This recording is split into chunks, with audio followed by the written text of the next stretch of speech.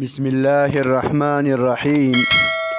نحمده ونصلي على رسوله الكريم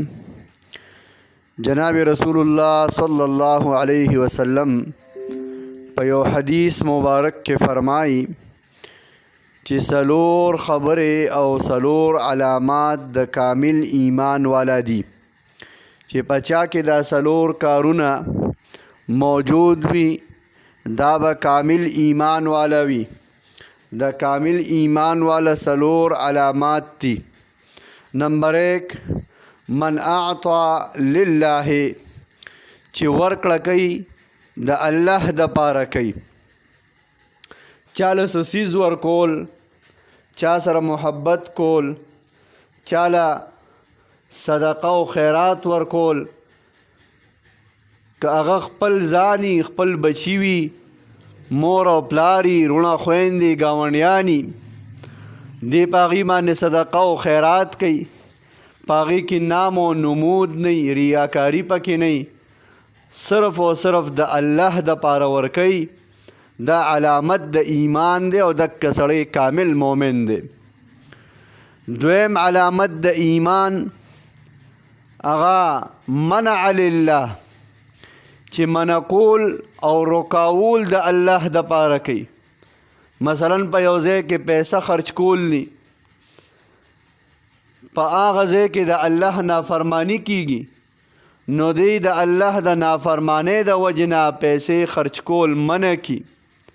فضل خرچی د دې نزان او ساتي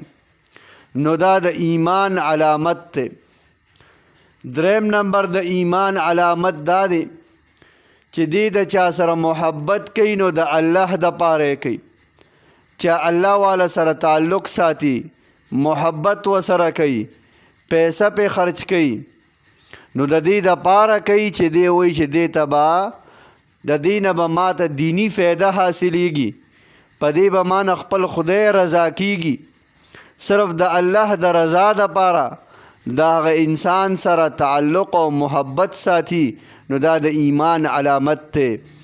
او څلورم قسم د ایمان علامت دا دی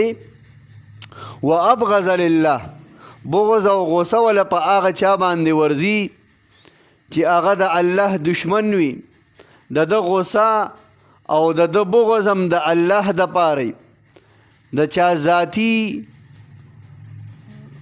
ګناه د وجنه او د عمل د وجنه هغه سره بغض او غصه نه کوي بلکې د چا ذات سره تعلق نه چې د ذات سره د شخصیت سره می بغض دی بلکې داغه د عمل نه چې کم دی سکی نفرت کوي او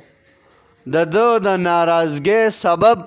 هغه صرف او صرف د الله جل شانه د رضا د پاره چې د کس سره مې په دې وجه نه لګي دا کس مې په دې وجه بدی شي د ده نه مې نفرت دی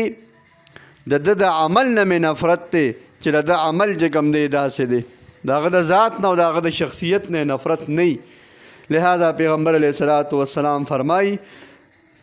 د کامل ایمان والا دا څلور علامتونه دي چې په چا کې دا څلور علامتونه موجود وي